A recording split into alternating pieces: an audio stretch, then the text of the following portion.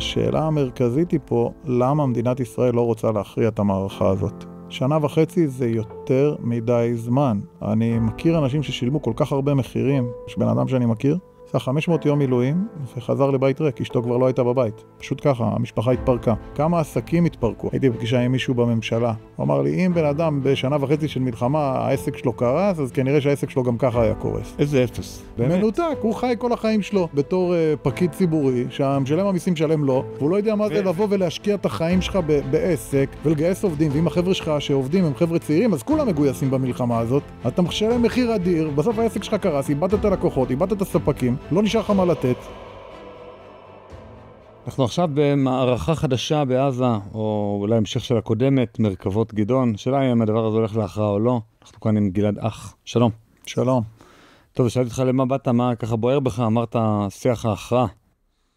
לא שיח ההכרעה, להכריע. תפרט על זה. אנחנו כבר מעל 1.5 שנה במלחמה ארוכה בתולדות מדינת ישראל, ונראה שזה לא הולך לשום מקום. אנחנו במהלך המלחמה הקמנו את ארגון המילואימניקים דור הניצחון, כבר בינואר 24, כי הבנו שצריך ללכת פה לאיזשהו משהו אחר. כל מי שהיה בסדיר ובמילואים ב-20 שנה האחרונות, חווה את אסטרטגיית הסבבים, צריך לומר הכושלת, שהכישלון המהדהד שלה בעצם התגלה ב7 לאוקטובר, של נכנסים לקילומטר, 2 קילומטר, 3 קילומטר ברצועת עזה, הורגים כמה מחבלים, כובשים קצת שטח, פוצצים קצת מנהרות, יוצאים, ובסוף משאירים את חמאס על כנו. רואים תמונות כאילו די אפוקליפטיות מרצועת עזה.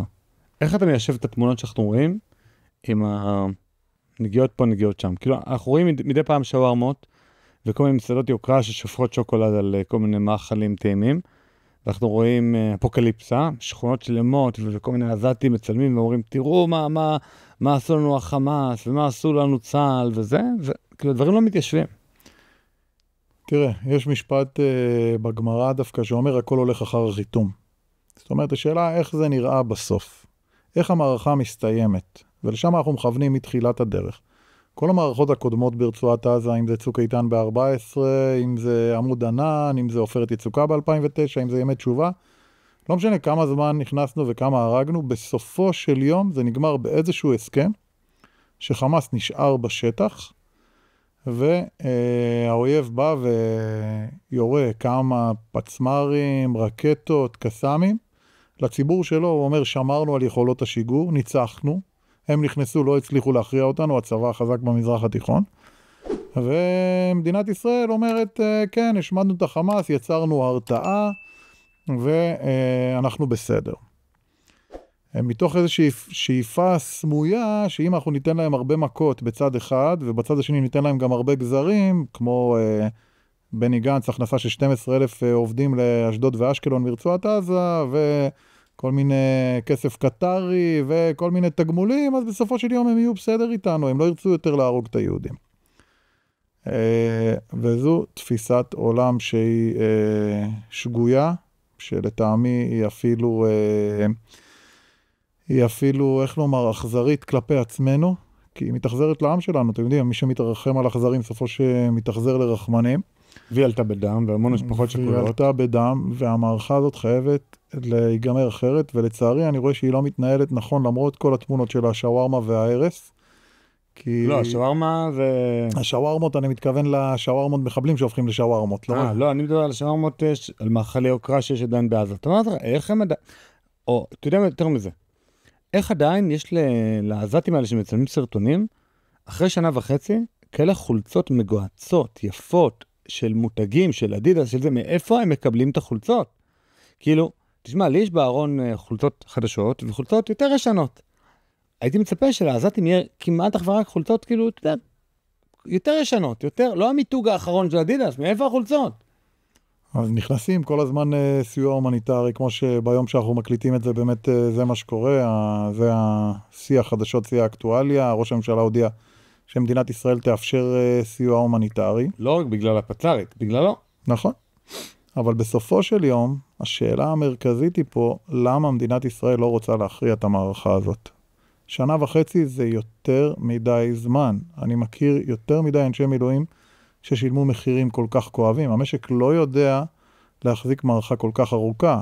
בן גוריון, כשהוא ישב לנסח את העקרונות המלחמה במדינת ישראל, הוא אמר 2 עקרונות מרכזיים. 1, מעבירים כמה שיותר מהר את המלחמה לשטח של האויב, ודבר שני, המלחמות שלנו צריכות להיות קצרות. המלחמה הכי ארוכה, חוץ ממלחמת השחרור, זו מלחמת יום כיפור, שהייתה 3 שבועות, היה לנו צוק איתן, איזשהו מבצע כזה של 53 יום. זה כבר עידן נתניהו.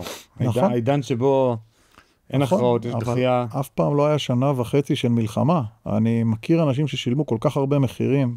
בארגון שלנו יש אנשים שעשו 500 ימי מילואים, יש בן אדם שאני מכיר, עשה 500 יום מילואים וחזר לבית ריק, אשתו כבר לא הייתה בבית. פשוט ככה, המשפחה התפרקה. והיא אמרה לו, זה או אני או מדינת ישראל, והוא בחר במדינה. כי אנחנו, יש לנו ב-DNA של הקצינים והלוחמים, גולני, צנחנים, יחידות, אנחנו יודעים, אין דבר כזה לסרב. קוראים לך, אתה בא לדגל, המפקד שלך אומר, תגיע, אתה מגיע, שם את הווסט ונכנס. אבל בסוף, כמה אפשר למתוח את זה? כמה עסקים התפרקו? אמר לי, הייתי בפגישה עם מישהו בממשלה, הוא אמר לי, אם בן אדם ב1.5 של מלחמה, העסק שלו קרס, אז כנראה שהעסק שלו גם ככה היה קורס. איזה אפס. ניתוק, איזה אפס. ניתוק. לא, בן אדם השקיע את החיים שלו. לא יודע מי זה, לא יודע. מנכ"ל של אחד מהמשרדים הממשלתיים במדינת ישראל. אפס. אפס. אפס, באמת. מנותק, הוא חי כל החיים שלו בתור פקיד ציבורי, שהמשלם המיסים שלם לו, והוא לא יודע מה זה לבוא ולהשקיע את החיים שלך בעסק, ולגייס עובדים, ואם החבר'ה שלך שעובדים הם חבר'ה צעירים, אז כולם מגויסים במלחמה הזאת. אתה משלם מחיר אדיר, בסוף העסק שלך קרס, איבדת את הלקוחות, איבדת את הספקים, לא נשאר לך מה לתת. פשוט מפתיע אותי מחדש כל פעם הניתוק הזה של חלק מהאנשים בממשלה, כאילו, גם סמוטריץ' עכשיו מפזר לנו קרקעות, כמה? 900 מגרשים ל-70,000 מילואימניקים? אתה יודע מה, היו בהתחלה גם 300. 360,000. 360,000, 900 מגרשים, איך נפתור את זה? הגרלה. כן. עכשיו, אני לא רוצה לגור בצפון, אני חייב לגור בירושלים. איך אתה תבוא אליי אם אני אגור בצפון? בגור באיזה יישוב פסטורלי, איך אתה תבוא? אני לא יכול, המקצוע שלי לא מאפשר לי. מה, ולי לא מגיע? עשיתי 400 יום מילואים, לא מגיע לי? כאילו, אני לא מבין את הקטע. כן, אז דיברנו על המחירים המשפחתיים, דיברנו על המחירים הכלכליים, אנשים איבדו תארים, יש מחירים אינסופיים, שלא לדבר על הפצועים, שלא לדבר על החבר'ה שפצועים בנפשם, שגם במלחמה הזאת זה משהו מטורף, יצא לפגוש כל כך הרבה פוסט-טראומטיים, שגם מהחבר'ה שאספו את הגופות, וגם מהחבר'ה שנלחמו, וגם מהחבר'ה שבשביעי לאוקטובר ראו מראות בלתי אפשריים. ובסוף אתה שוחק את המשק. מבחינתנו סרבנות זה מילה גסה, אנחנו בחיים לא נגיד אותה, אבל לאן כל זה הולך? צריך לשאול את השאלה. אי אפשר ללכת כמו פתאים אחרי החלילן מהמלין. אז בעצם אנחנו באנו כארגון, ואמרנו את הסיפור הזה של רצועת עזה. מילואימניקים דור הניצחון. נכון. זה הארגון. אתה הקמת כמה ארגונים. עד כאן, והפורום לישראל ירוקה, נכון, אבל במהלך המלחמה כבר הייתי חייב להקים עוד ארגון. אין ברירה. צריך להתייחס למה שקורה, ואספנו הרבה חבר'ה, קצינים, שלחמו, ואמרנו, את המלחמה הזאת צריך להכריע.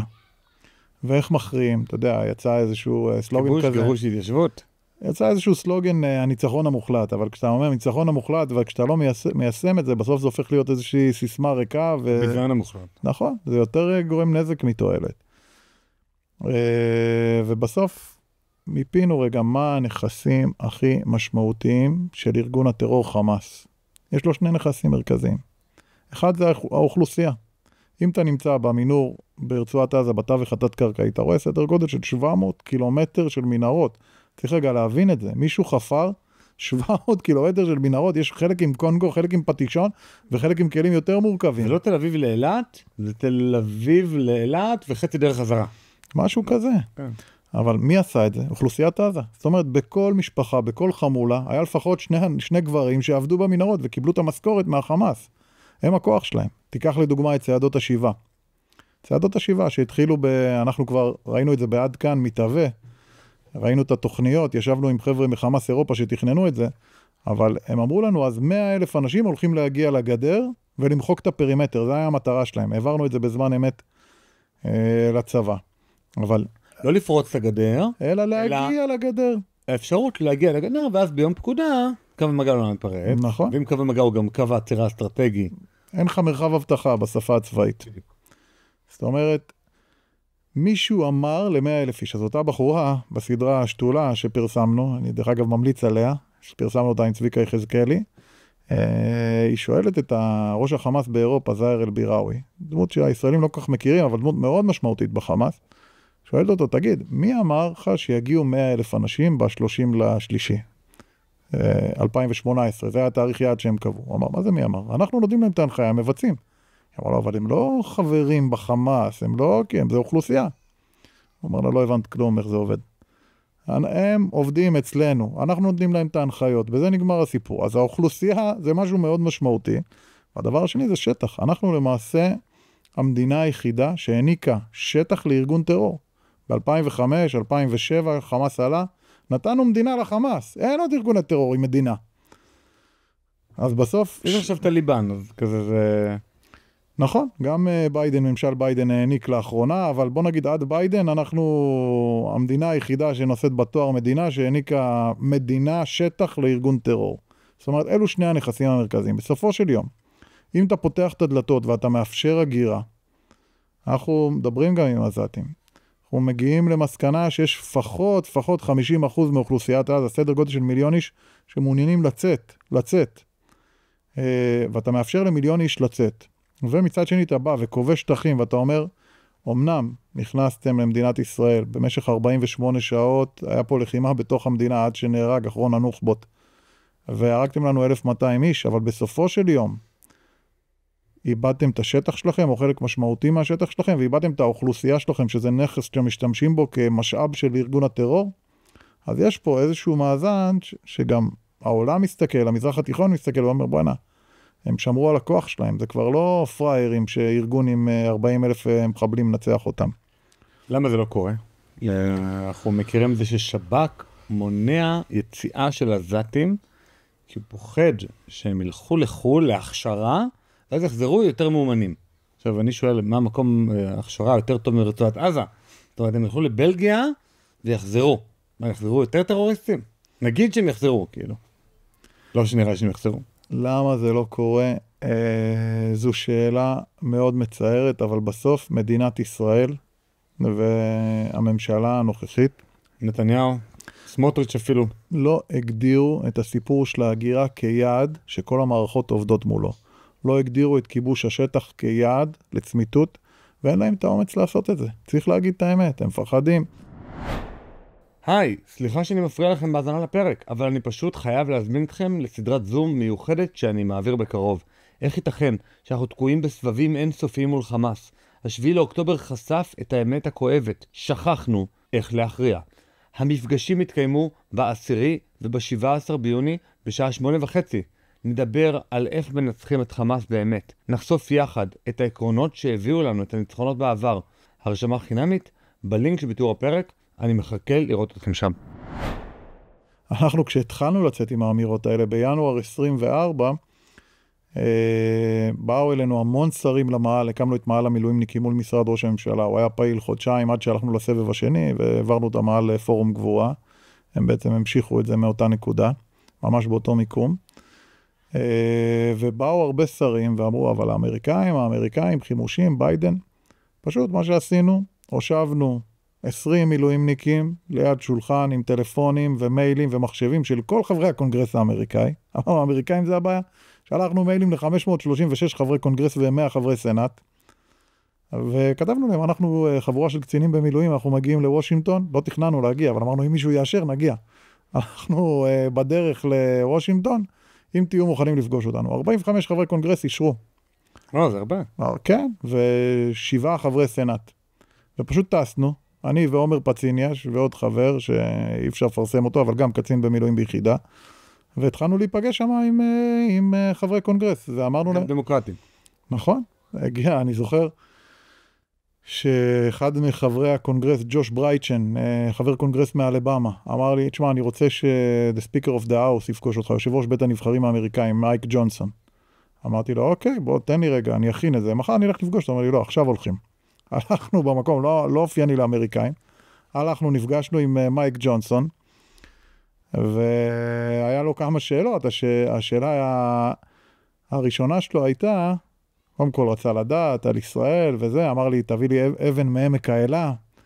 אמרתי לו, מה יש לך במקרה שלי בכיס. מה יש לך מעמק האלה? הוא אומר, תקשיב, שם דוד הרג את גוליית, התנ"ך חשוב לנו.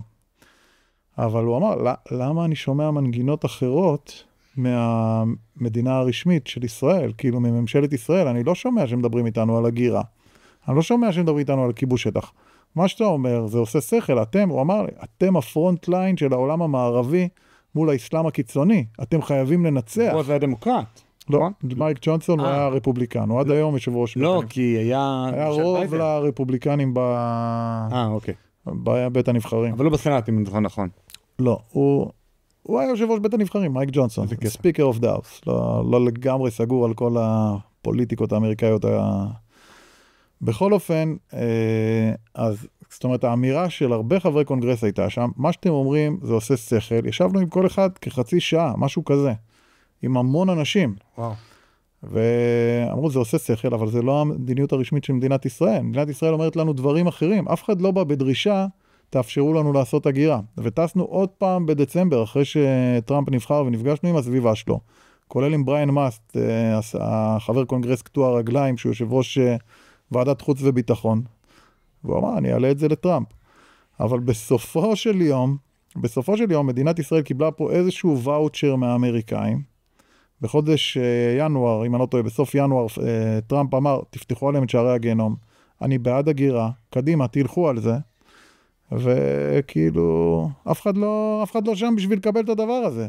אני חושב שאם היה ראש ממשלה, שר ביטחון, שר חוץ, שבאמת רוצה לייצר שינוי, ברגע שיש אמירה כזאת מהאמריקאים, אם אכן החסם היה עד עכשיו הממשל האמריקאי, צריך להתנפל על זה בכל הכוח, לתת הנחיות למוסד, למשרד החוץ, למצוא מדינות קולטות במיידי, לא משנה מה הם דורשים, להפעיל את מתפ"ש, להפעיל את שב"כ, ופשוט לרוקן את הרצועה, זה ניצחון. ואז אתה גם עוצר את השחיקה של המשק, אתה מסיים את המלחמה הזאת, כשיש לך רק 500,000, 700,000 עזתים שנשארו ברצועה, ופתאום אתה אחרי כל האזור מתארגן אחרת. ולצערי, לא שם. אחד הדברים, אתה יודע, שמשאירים אותך speechless, כאילו, גם הארגונים האלה, בוא נגיד המתפ"ש והיועמ"שית והפצ"רית וכל האלה, אבל זה באמת בעיקר הדג מסריח מהראש. זה הממשלה שלא החליטה לאן היא רוצה ללכת, ובגלל זה גם, תמיד האשימו את הפצ"רית וכל מיני כאלה, אבל באמת, החל משלשום, ראינו שזה הממשלה. נתניהו אמר בקולו, אפילו לא הביא את זה לדיון בקבינט. זאת אומרת, הוא החליט החלטה לבד, למרות שמבחינה חוקית אסור לו לקבל החלטות כאלה לבד, הוא אמור לקבל את זה עם הקבינט, הוא לא מעלה איזה הצבעה. כאילו, אני באמת לא מבין את הקטע, וכל הימין הולך אחריו, מרייר אחרי נתניהו, ותמיד יש את הטיעון, מי תביא במקום? מה זה משנה את מי תביא במקום? משנה מה האסטרטגיה, מה אנחנו רוצים, מה המדיניות? לא משנה מי יושב שם, שזה המישהו שהוא הכי רהוט והכי כריזמטי, עם האנגלית הכי מתוצחת. משנה לאן הוא חותר אותו בן אדם. ואם הוא חותר לכיוון המשך צוק איתן באמצעים אחרים, אז אנה אנחנו באים. אני אגיד לך, אני ראיתי את הסרטון שלו שמדבר על הסיוע ההומניטרי, הסיוע הלוגיסטי לאויב. כן, קודם כל זה מתסכל, אז כשהיה את הסיפור של המטוסים, אני הייתי בעזה, מטוסים אמריקאים, אתה נלחם, ובצד של האויב, מעבר לקווי האויב, בחזית, אז האמריקאים של ביידן מנחיתים מהרקולסים, זה מטורף. אבל ראיתי את הסרטון, ואני באמת מאמין לו שיש עליו לחץ בינלאומי. מאיפה? הוא טוען שיש שם רפובליקנים וידידים וזה, אבל לא צריך בכלל להגיע לסיטואציה הזאת. היה חלון הזדמנויות מפברואר עד מאי, אנחנו היום נמצאים ב-19 במאי, להכריע את הדבר הזה. למה מתמהמהים?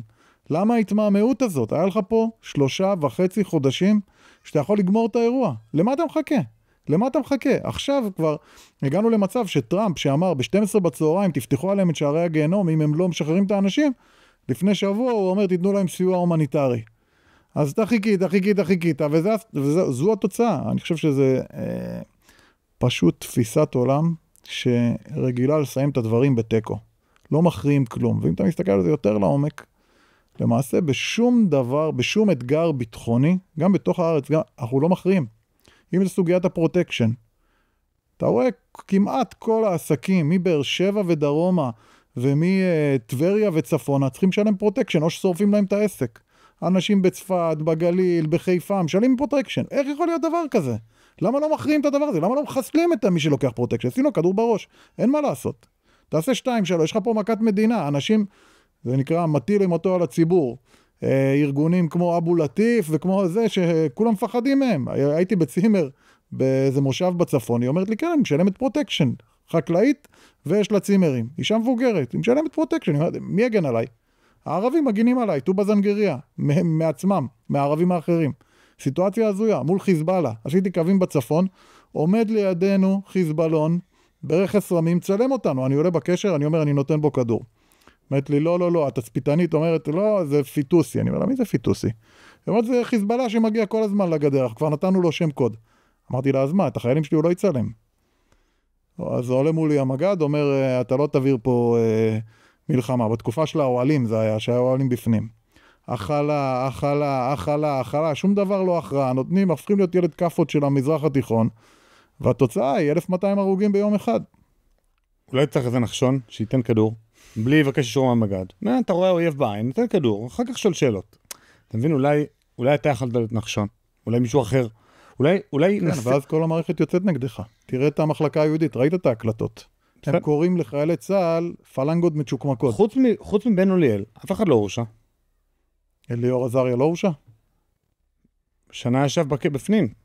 לא, באמת, אני אומר... הוא לא שינה אסטרטגיה. לא, אני אומר, אולי באמת, אם יהיו כמה... הנה, אני מסית פה עכשיו לאנשים להתנהג כמו חיילים נורמליים משנות ה-50, 60, 70, ופשוט להתנהג כמו חיילים, ולא כמו פקידים או כמו שוטרים. אולי. אני בשונה ממה שאתה אומר, אני מאמין במערכת, למרות שזה מקומם, ואני חושב שהדברים האלה לא יכולים להיות... זה לא מלמטה יכול להשתנות? מלמטה זה יכול להשתנות ברמת האידיאולוגיה, לא ברמת המעשים. זאת אומרת, ברגע שיבואו אנשים מלמטה ויגידו, מה זה הפקודות האלה? אתה לא יכול לפעול בניגוד לפקודות, כי אז אין צבא, יש אנרכיה. אתה לא יכול ליצור אנרכיה. לא אנרכיה, אבל לירות על חיזבאלון, זה לא אנרכיה. אתה יורה על אויב בעין. הרי בזמן המלחמה כן ירינו בו. נכון, אבל בסופו של יום אומר לך, המגד, יש לך פקודה לא לירות. מה אתה עושה? לא שואל אותו בכלל. לא אומר לו, האם יש אישור. אתה רואה אותו עכשיו, הוא יסתלק עוד 5 דקות. יש לך הזדמנות חד פעמית, לירות בחיזבאלון. לירות באויב, שאוסף עליך כרגע מודיעין. אני חושב שצה"ל עבר פה איזשהו טרנספורמציה, ולא רק צה"ל, כל המערכות, גם משטרה, ממדיניות של להכריע בעיות, למדיניות של להכיל אותם. שנים אבל, כאילו, אני יצאתי את מלמטה.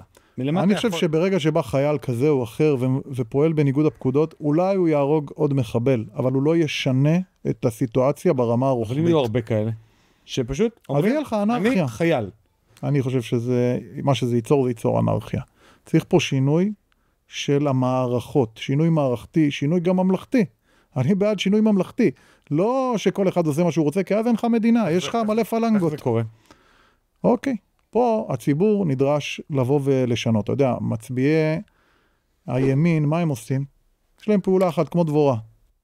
להצביע בקלפי. פעם ב4 שנים הם מצביעים ומתים. זהו, אז ל4 שנים הבאות הם קמים לתחייה.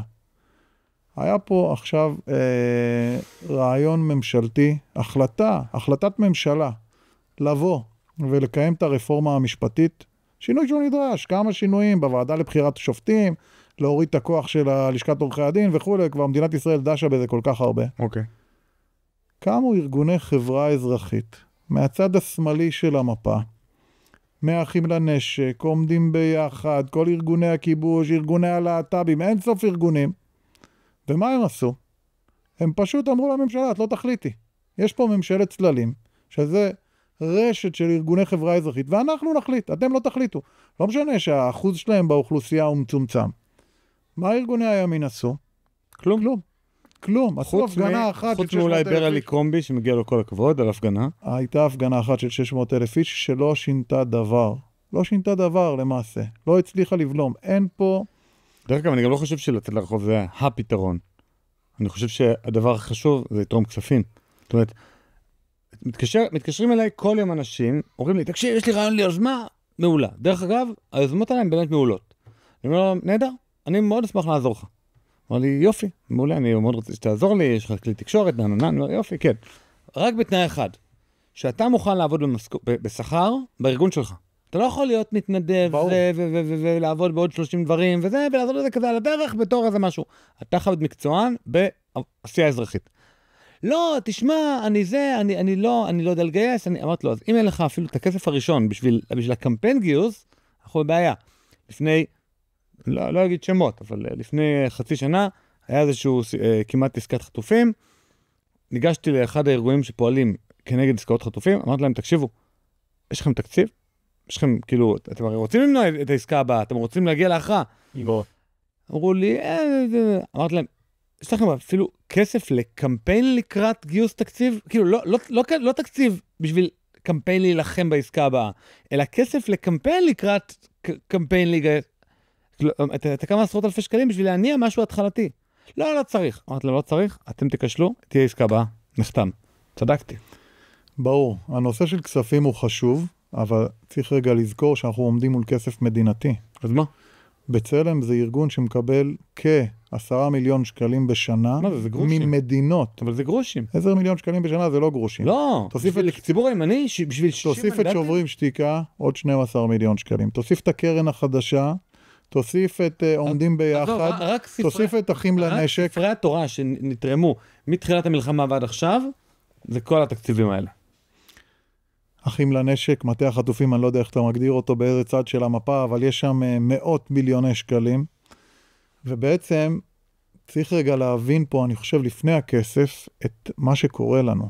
כי הסיפור הזה של ארגוני החברה האזרחית, זה סיפור שהתחיל בשנת 79. ב-77, כשבגין עלה לשלטון, הוא היה ג'נטלמן, הוא לא העיף את הפקידים המפאיניקים, הוא אמר, אני לא אפטר אותם, אני אשאיר את הפקידים. לא באנו לרשת, באנו לשרת. משהו כזה. ג'נטלמן דביל. ג'נטלמן מארץ הג'נטלמנים. ואז החבר'ה בצד השני הבינו שאולי הם לא יזכו לעלות שוב לכס השלטון, אבל כן יש להם אנשים בתוך המערכת שהם יכולים לעבוד איתם. מה שהם עשו, הם הקימו ממשלת צללים אלטרנטיבית. עד 79, המושג עמותה התחבר עם ארגוני חסד, אם זה יד שרה, או סגנון חסדי נעמי, או בתי תמחוי, זה היה עמותות. שאלת ההורים שלי מה זה עמותות? עמותה זה אנשים שעוזרים לאנשים מסכנים, ומגייסים על זה כסף. פתאום קם סוג חדש של עמותה, הקרן החדשה לישראל, שזה בכלל עמותה אמריקאית, עם הזרוע הישראלית שלה. אגב, מה הייתה הקרן הישנה לישראל? קק"ל. בדיוק. קרן קיימת לישראל. קופת קק"ל, עכשיו יש פה את קופת ה-New Israel Fund. נכון, אבל הנושא של העמותה הזאת, זה עיצוב מדיניות. כאילו באים אנשים, קמים בבוקר, מקבלים כסף מתרומות, ביצור כליים הזה שנקרא עמותה, והם בונים אלטרנטיבה לממשלה הנבחרת. והדבר הזה הלך והתעצם, רק באזור 2006-2007, ארגוני הימין קלטו את זה. עבר כל כך הרבה זמן, שתיל מימנו כל כך הרבה ארגונים, שתיל זו הזרוע הישראלית של הקרן החדשה לישראל, בכסף, בשווה כסף, בקואליציות של ארגונים, בקמפיינים, באלף ואחד דברים, ובעצם כל ממשלה שנבחרת, יש לה ממשלת צללים, לא משנה כמה אנשים תמכו בממשלה הזאת, יש ממשלת צללים שבאה ומכניסה אלטרנטיבות. ברגע שרבין נבחר, כבר היה לו את כל התוכניות. הממשלה הזאת של 92 עד 95, זו ממשלה ששינתה פה סדרי עולם. ABC, כל הסיפור הזה, אני נוסע מפה לאלי, פעם היו נוסעים מפה דרך רמאללה לאלי. זה שיש את A ו-B, זה כבר 30 שנה נשאר, הם הצליחו להשפיע, כי הם באו עם תוכניות, הם באו מוכנים, היה להם גיבוי מכל העולם, אנשים כמו רון פונדק וכל מיני חבר'ה מסביב. ובעצם הימין לא השכיל עד היום למעשה ליצור ארגוני חברה אזרחית מספיק אפקטיביים, שהם משנים מציאות, שאי אפשר להזיז את המדינה, כי הכל, התקציבים, ראו את זה מדינות שחפצות ברעתה של מדינת ישראל. המדינות אנטישמיות, אין דרך להגיד את זה. והם פשוט קפצו על הדבר הזה. אנחנו הלכנו לתעד ארגון שנקרא המוקד להגנת הפרט. ארגון שעובד עם הרשות הפלסטינית. תיעדנו בכיסוי, בארגון עד כאן, אסירים פלסטינאים הכי כבדים. רגע, אתה מתכוון שגיליתם את זה על ידי זה ששתלתם שם מישהו? שתלנו מישהו בתוך הארגון. כאילו כמו מרגל. כן, עבודה בכיסוי, ושלחנו צוות של חבר'ה מסתערבים, שבאים ומתעדים את המחבלים, ואת המשפחות של המחבלים, ואת שר האסירים הפלסטיני גם נפגשנו איתו, עשינו סרט כאילו על האסירי, הכל בכיסוי, כולם זה חבר'ה יהודים ישראלים שמדברים ערבית. והם אומרים, כן, המוקד להגנת הפרט עוזר לנו. מישהו אמר, עשיתי פיגוע, הרגתי יהודי, הרמתי טלפון מיד למוקד להגנת הפרט. למה? כי ידעתי כבר מראש, היה לי את הטלפון, ידעתי שאני מתקשר אליו, הרים ידיים, זרק את הנשק, התקשר למוקד להגנת הפרט, הם באו, שמרו עליו. שר האסירים הפלסטיני אומר, אני עובד עם המוקד להגנת הפרט. עכשיו אתה אומר לעצמך, איזה ישראלים, איזה יהודים מוכנים לעזור למחבלים שרוצחים את האחים שלהם. יהודים אנטישמים? אז פעם אחת שלחנו שתולה למנכ"לית של המוקד הזה, והיא אומרת, כן, אני חושבת שצריך להיות אינתיפאדה שנייה, אם אני הייתי פלסטינאית, הייתי מתפוצצת באוטובוסים. פרסמנו את זה עם עקיבא ביגמן בערוץ 14. אבל מעבר לזה, אתה רואה ש94% מהמימון של הארגון הזה, זה ממשלות זרות, לא תורמים פרטיים בשוודיה. ממשלות כמו נורווגיה, כמו אירלנד, שחפצים לעזור לפלסטינאים, ולמנוע ממדינת ישראל לפעול. הם מצאו את הפטנט הזה של עמותות שמשפיעות על הממשלה, שמגישות עתירות, זה רוחבי, זה בכל השטח, ברפורמה המשפטית זה היה הכי בולט, ואני חושב... גם ביידן מודאג מפגיעה בדמוקרטיה הישראלית, כשאצלו הוא ממנה שופטים ככה, פוליטית. זה כאילו דבר, איך אפשר להיות מודאג. אולי אנחנו צריכים להגיד לו, אנחנו מודאגים מהדמוקרטיה האמריקאית, בגלל שיש מינויים פוליטיים. זה באמת, ביידן, תעשה סדר קודם כל בבית שלך, לפני שאתה מעיר לנו. נכון. ואני חושב שהסוגיות האלה חייבים להגיע איתם להכרעה, גם בסוגיה של העמותות הזרות שפועלות פה, גם בסוגיות בתוך המדינה, הציבור הערבי, הפרוטקשן, גם בסוגיות המחבלים שיושבים על הגדר, חייבים לנצח, אי אפשר לסיים כל מלחמה בטקו. הוא הצבא החזק ביותר במזרח התיכון, זה פשוט שוחק את ההרתעה, שוחק את הלוחמים, שוחק את המשק, והמלחמה הזאת כבר צריך לסיים אותה בנוקאוט. מה דעתך על חוק העמותות החדש הזה של סמוטריץ' שיטיל מיסוי של 80% על כספים שמגיעים לעמותות ממדינות זרות? זה נחמד, אבל זה לא מספיק, זה לא ישנה. זה שהעמותה, כמו שציינתי לפני זה, המוקד להגנת הפרט, יש לה זכות עמידה בבגץ, ואתה קורא את הדיונים בבגץ, לפחות 50% זה דיונים של עמותות כאלה, שהן בעצם מתוקצבות על ידי ממשלות זרות, והם מציגים את עצמם כמו אזרחים ישראלים מודאגים, ארגון ציבורי שבא לבית המשפט העליון, בשביל להגן על איזשהו אינטרס ציבורי ישראלי. אבל כבר לא יהיה להם. שיבוא השגריר הדני ויעמוד. דבר ראשון, הגיע לך השגריר האוקראיני, ועתר לבג"ץ כנגד, לא זוכר, זה שאנחנו לא מספקים סיוע לאוקראינה, הייתה לה זכות עמידה. בסדר, אבל אם 50% מהדיונים יהיו שגרירים זרים, אז זה לא בית המשפט העליון הישראלי, זה יכול להיות בית המשפט בהאג, שיושב עם סניף בישראל. אבל זה אירוע אחר, ואני חושב שאפשר לקחת... אבל החוק עצמו, הוא לא יכול לסכן, אם יגיע שר אוצר מהכיוון השני, פתאום הוא יחתום שעד כאן יש להם, לא יודע מה, 80% מיסוי, או באיזה שינוי שזה מילה אחת בתקנות. יש הבדל אדיר בין כסף מדינתי לכסף פרטי. זה שיהודי הגולה מעוניינים לתרום לפעולות למען יהודי ארץ ישראל, זה משהו שיש לנו את זה עוד מתקופת הרמב"ן והחידה. אנשים שהם היו שליח דרבנן והביאו את העזרה של יהדות ספרד לעזור פה לחברון. בסדר? זה משהו שהוא היסטורי.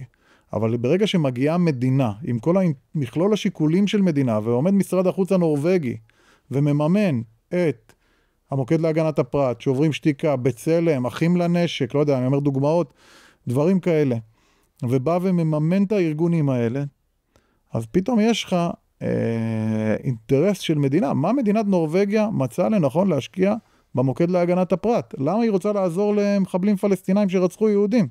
שלא ירסו להם את הבית, שיעשו תואר, שלא... שיהיה להם יותר קל לרצוח פעם באה. כן. איפה? מה האינטרס פה? תסבירו לי. למה מצאנו פעם מסמך שממשלת צרפת, אם אני לא טועה, או בריטניה, אומרת לשוברים שתיקה, בשנה הבאה תעבירו 60 עדויות של חיילים שהפרו זכויות אדם של פלסטינאים בשטחים, ותקבלו 90,000 יורו. עכשיו, מתחילה שנה, אתה עוד לא יודע שהיה 60 הפרות, אבל מראש אתה אומר להם, תקבלו את זה. זאת אומרת, יש איזשהו אינטרס לאותה ממשלה אירופאית להכפיש את ישראל בעולם. וזה ברור, כאילו, אין מצב שהמערכת הממשלתית... מה אתה מציע לעשות? כי מיסוי של 80% אתה אומר זה לא מספיק. מה כן לעשות? בארצות הברית יש חוק שנקרא פארה, כאילו סוכן זר. מי שהוא פועל מטעם ארגון שמקבל יותר מ-50% מתקציבו מממשלה זרה, אז הוא בעצם מוגדר סוכן זר. ברגע שבחוק האנשים האלה מוגדרים סוכן זר, כבר זה מוריד רגע את המסכות.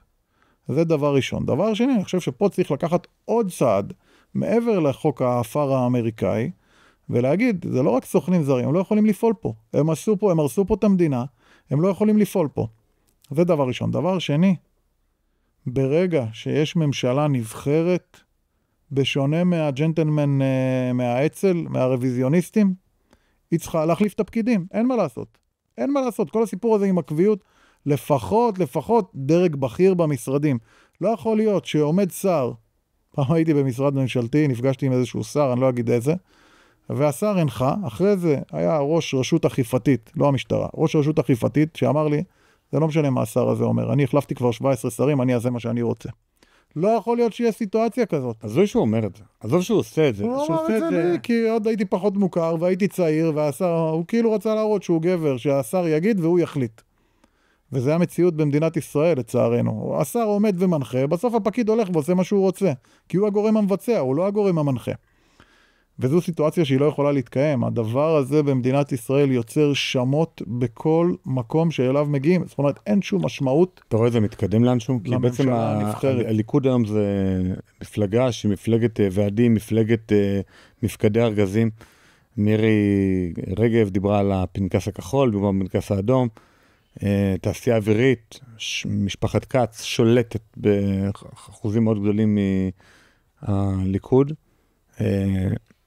יש פה כוח פוליטי אדיר נגד השיטה שאתה מקדם.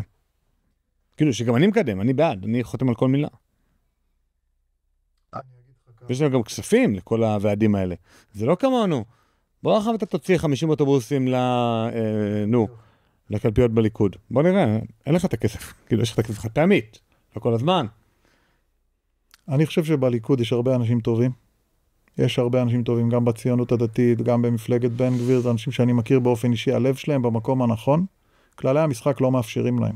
לא מאפשרים להם, זה כמו להיכנס למגרש כדורגל ולנסות לשחק כדורסל עם היד. זה לא עוזר, אתה תפקיע גול עם היד, אתה תיפסל, אתה מיד תצא מהמגרש. ומשהו פה בכללי המשחק, צריך להשתנות. בוא תדגים כאילו. קודם כל הכוח, אני אגיד לך שני דברים. קודם כל אני רוצה לדבר על הכללים. דבר שני, אני אגיד לך מה אני חושב שיקרה עכשיו, ואני אסייג את עצמי. לצורך העניין, זה שהיועמ"שית, יש לה זכות וטו על כל דבר, והיא הופכת להיות גם עלה תאנה. זאת אומרת, כשבא שר, או ראש ממשלה, או פוליטיקאי, ולא רוצה להראות שהוא בעצם לא מסוגל לקיים את המדיניות שעליה הוא הצביע במצע הבחירות שלו, אז הוא תולה את זה ביועמ"שית, הוא תולה את זה בפצ"רית. קודם כל, צריך לצמצם את הכוח של האנשים האלה. לא יכול להיות שגורם דרג בלתי נבחר, כמו יועמ"שית, כמו פצ"רית, כמו יועמ"ש של משרד, הוא זה שיקבל את ההחלטות. לא יכול להיות, לא בחרנו בהם. אתם רוצים? אבל זה עלה תאנה, כמו שאמרת. זה אחלה עלה תאנה. הנה, ראינו את זה עכשיו, שהסיוע ההומניטרי, הסיוע הלוגיסטי לאויב, אני חייב להפסיק עם השיח הזה של הומניטרי, זה קשקוש. הסיוע הלוגיסטי לאויב בזמן מלחמה, בהתחלה אמרנו זה בגלל פצ"רית, בגלל יועמ"שית. הנה עכשיו נתניהו התגלה שזה הוא. נכון. נכון, אבל הרבה משתמשים בהם כעלה תאנה. כשבא פוליטיקאי ולא יודע או לא רוצה או מפחד לקיים את המדיניות שלשמה הוא נבחר, אז הוא תולה את זה ביועמ"שית, הוא אומר, תעמיס עליי חסמים כדי שאני לא אוכל לבצע. הרעה החולה הזאת צריכה לרדת מהשולחן. יועמ"ש, זה צריך להיות גורם שהשר ממנה, זה צריך להיות גורם עוזר. לי יש יועמ"ש בארגון, אני רוצה לעשות משהו, אני אומר לו, תגיד לי איך אני עושה את זה. אם הוא לא עושה את זה, אני מפטר אותו. זהו, נגמר, החלפתי כבר 4 יועמ"שים, ואנחנו מוצאים את הדרכים. יש לי חבר אמריקאי שעשה אלפי עסקאות נדל"ן בארצות הברית עכשיו בפנסיה, הוא אמר, יש 2 סוגים של עורכי דין, או דיל מייקר או דיל ברייקר.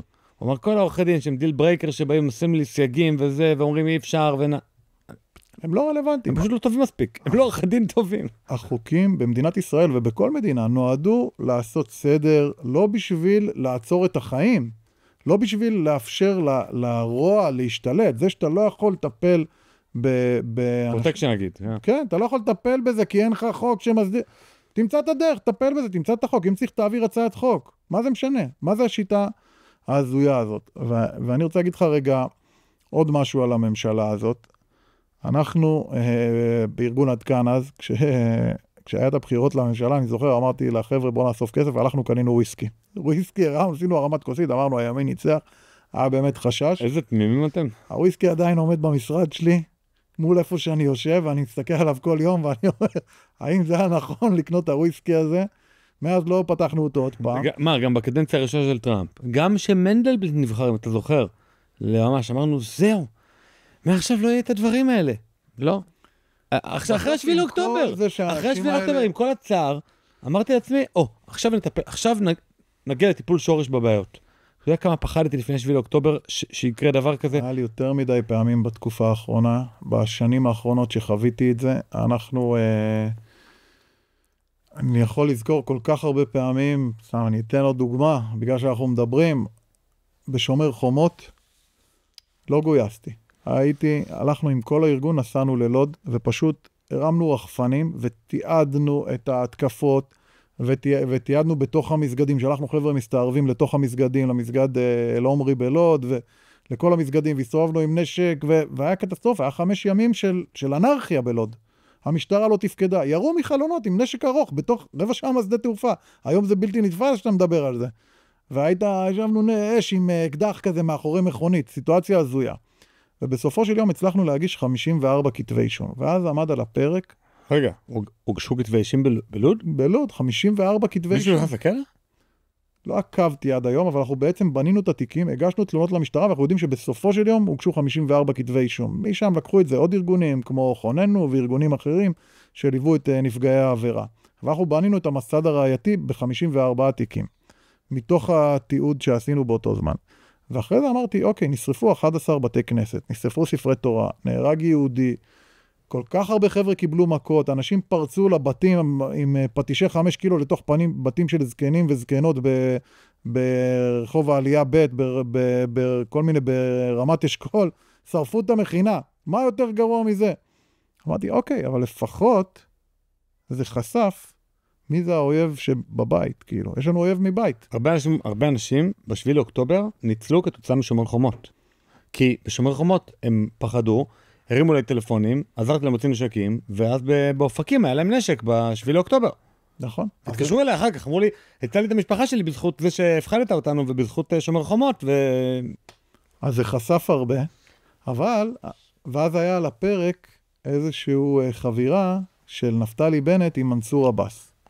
ואמרתי, אחרי שומר חומות אין סיכוי שזה יקרה. כולם יודעים כאילו במי מדובר, כולם יודעים מה האידיאולוגיה, כולם יודעים לאן זה יכול להגיע. ווואלה, זה קרה. לא האמנתי, תפסתי את הראש, ואז מיד התחלנו לעשות עבודה על רע"מ.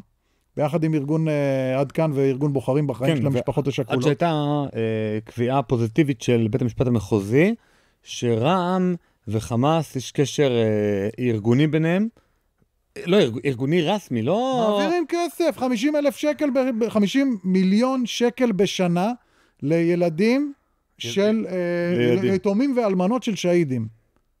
בתוך רצועת עזה, מה יותר מזה? בסוף סגרו להם את החשבונות, עשינו תהליך שלם. של חילוט, נכון. כן, ביחד עם איילה חסון וארגון בוחרים לחיים, ופרסמנו את זה בכנסת, ועשינו תהליך שלם, והראינו איך עמותת סיוע 48 היא בעצם...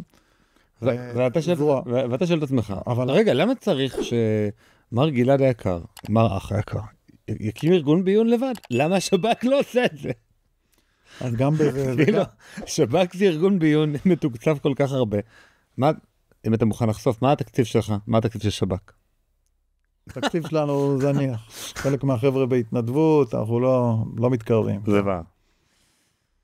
טוב, אולי כי שב"כ עוקב אחרי אנשים שדוברים עברית, זה יותר קל. בחלקה יהודית יותר קל להפעיל מאשר בחלקה ערבית. יש לי כל כך הרבה מה להגיד על זה, אבל פשוט משהו בראש, כאילו משהו בראש לא עובד.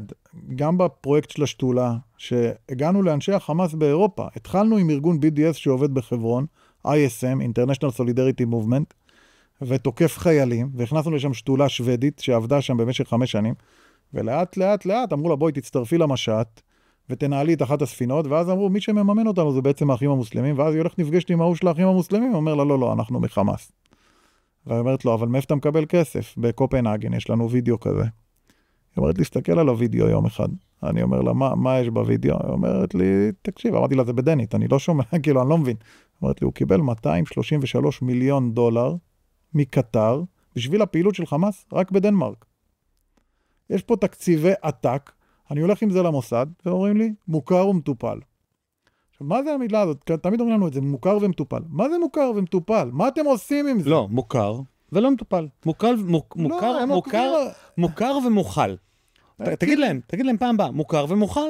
הבנתי, מוכר ומוכל. עכשיו, ברגע שקטר... לא רוצים לחשוף מקורות. כן, לא רוצים לחשוף מקורות, זה לא מעניין אותם, זה לא פחה, זה לא נשק.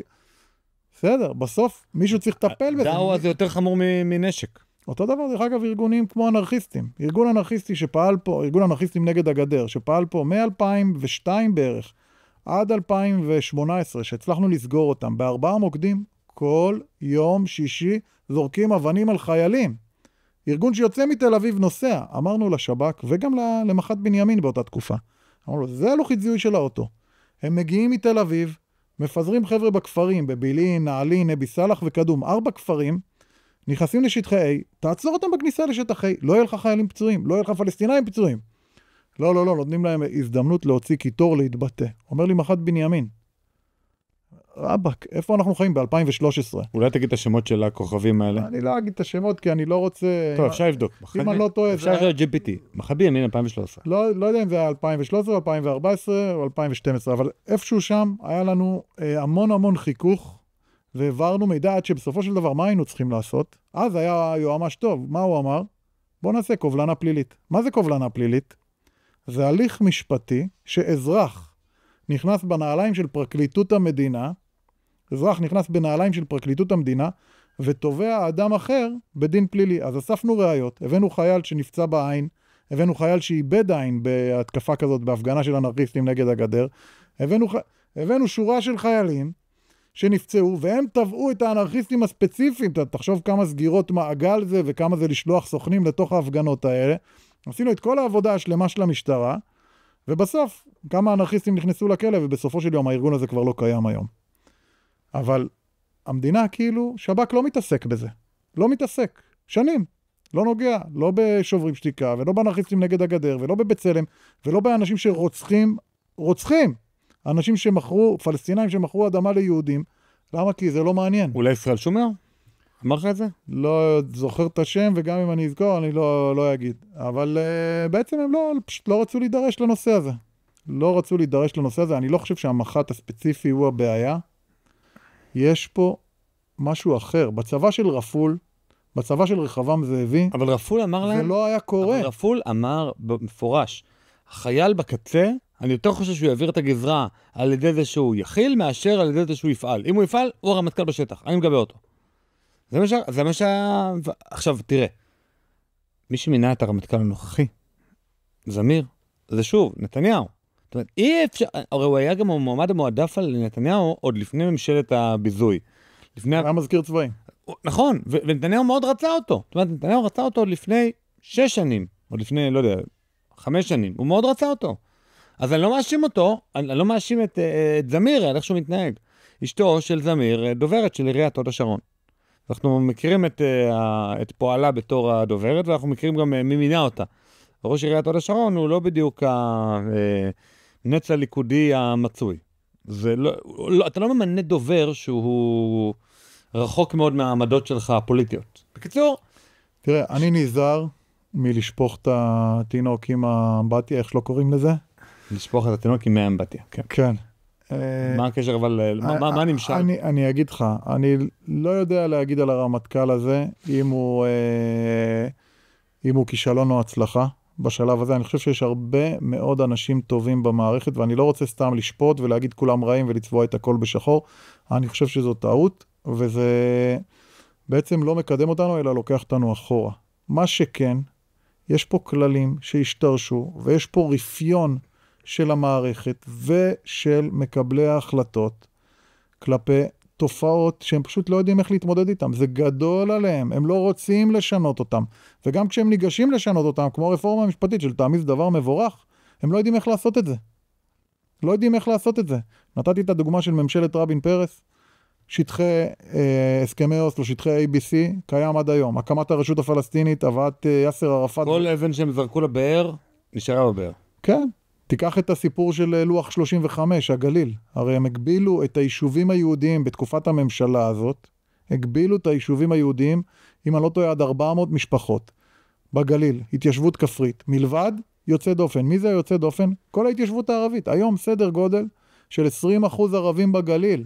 20% יהודים בגליל, ו80% ערבים. אתה הולך לגליל, זה הפך להיות אוטונומיה של עם אחר. אז הם הצליחו להשפיע, הם באו לפעול, הצליחו לשנות בצורה נכונה, והממשלות שלנו, עם כל הרצון הטוב, עם כל האנשים הטובים שיש במערכת, לא מצליחים להשפיע, לא מצליחים לשנות, ובסוף מתכופפים לאחים לנשק ועומדים ביחד ובצלם, ומקיימים את האידיאולוגיה שלהם. וזה דבר לטעמי שהוא כישלון. רגע, אז מה זה לעשות? כי אתה אמרת כמה דברים. אמרת, בעיה הראשונה בימין זה שהם מתעוררים ביום הבחירות, והולכים חזרה לישון ביום הבחירות, ולא פועלים בין לבין.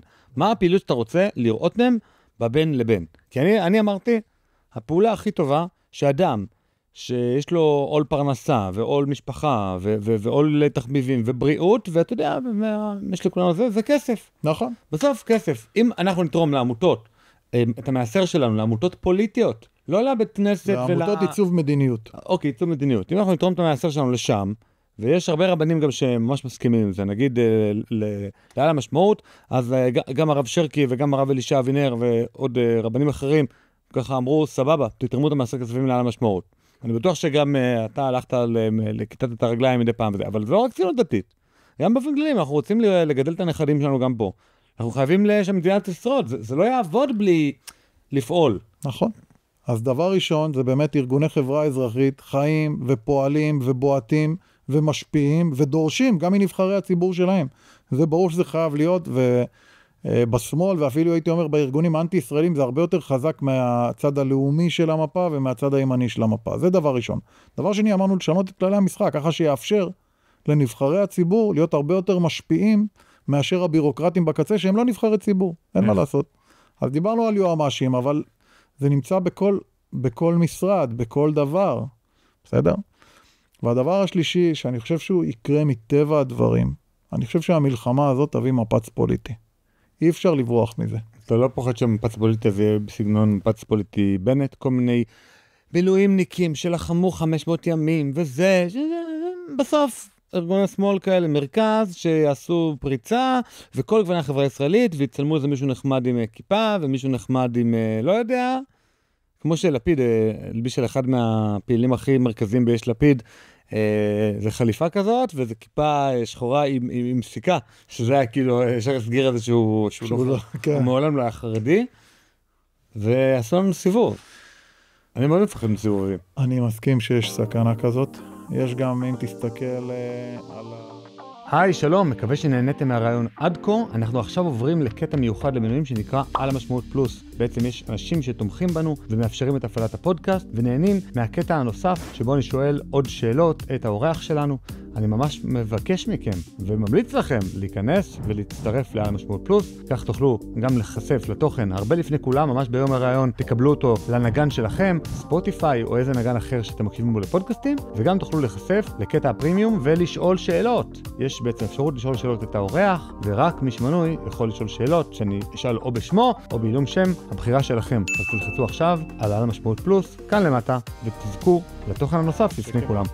כי בעצם זה לא מאפשר... זה לא מאפשר הקמה של פטריות אחרי הגשם. אתה רוצה מפת פוליטי.